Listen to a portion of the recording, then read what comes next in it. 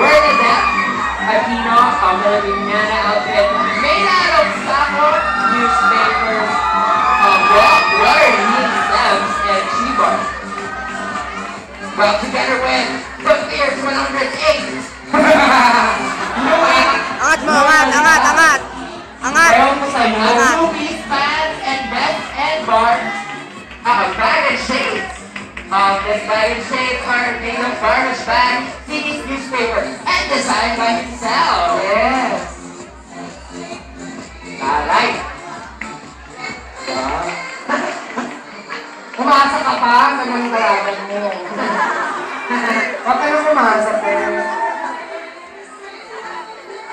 Okay, well, I think that's our batch 4. Let's give it up for our batch 4. Give it up. Once again, maybe go on and speech all the batch 4. Okay, let's all on our batch 4.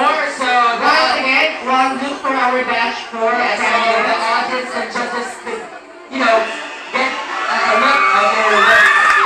So, you know, and move forward after natin makapasok, you know, move